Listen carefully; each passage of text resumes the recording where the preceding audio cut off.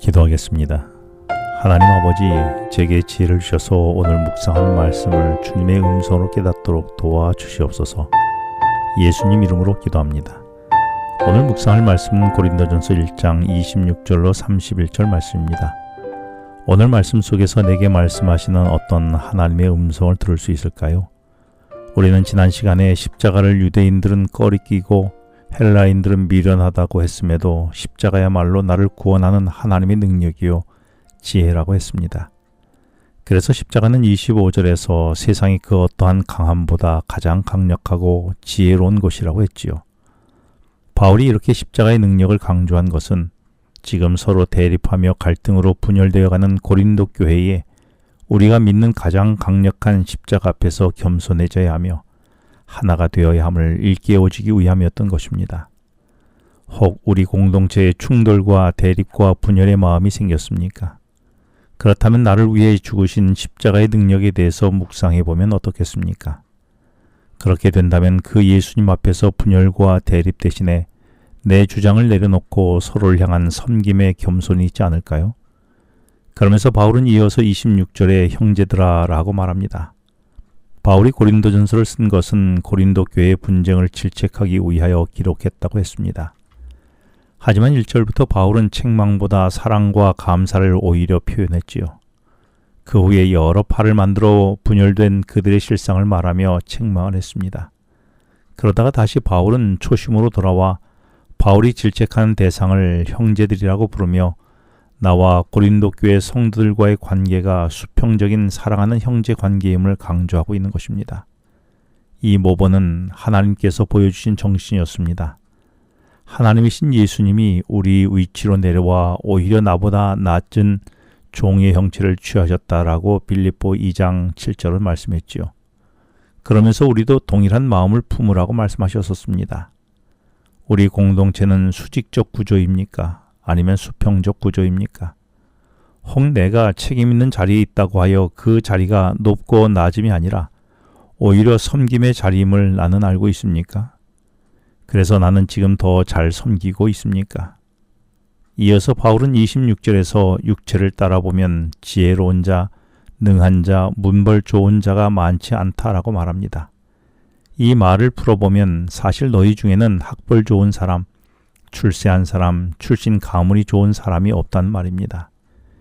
왜냐하면 당시 고린도는 매우 화려하고 부유한 도시였으며 많은 권력자가 있었지만 고린도 교회의 교인이 된 사람들은 출세한 상류층이나 헬라 지식층의 학자들이 아니라 주로 노동자로 살아가는 유대인들이었었습니다.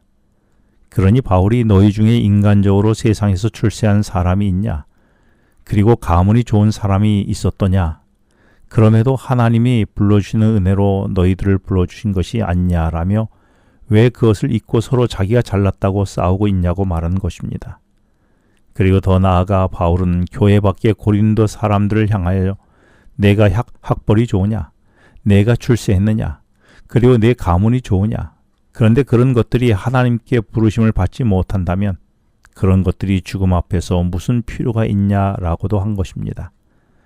그러면서 27절에서 하나님은 미련한 것을 택하시고 약한 것들을 택하여 그들로 지혜 있는 자들과 강한 자들을 부끄럽게 하신다고 했습니다. 그런데 여기서 부끄럽게 하다라는 헬러 동사 카타이스퀴노는 모욕을 주다라는 말입니다. 그동안 자신이 지혜 있다고 생각하고 강하다고 생각하며 지혜 없는 자와 약한 자들을 멸시했는데 나중에 보니 자신이 무시했던 자들은 주님의 품속에서 구원함을 받고 자신은 버림을 받게 된 것을 깨닫게 된 것입니다. 이때 스스로 지혜 있다고 생각되고 강하다고 생각했던 자들이 모욕감을 가지며 부끄럽게 될 것이라는 것입니다. 그리고 28절에서는 하나님이 천하고 멸시받고 그렇게 그런 천한 자들 택하여 있는 자들을 폐하시려 한다라고 했습니다. 여기서 폐한다라는 헬라어 동사는 무효화시키다라는 의미의 단어입니다.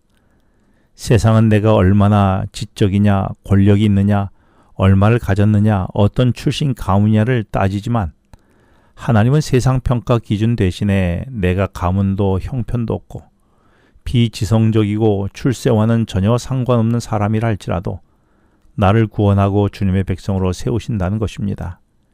이것이 성경이 말하는 하나님의 일관된 원칙이었던 것이지요.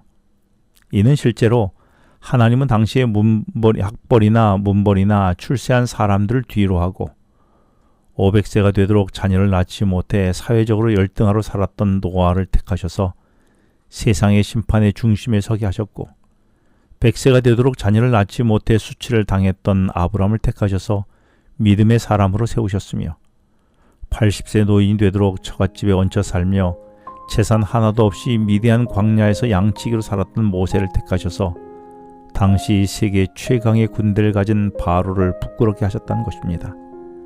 그 이유를 신명기 7장 7절에서 너희를 택하심은 너희의 수요가 많아서가 아니라 작고 비천했기 때문이라는 것입니다.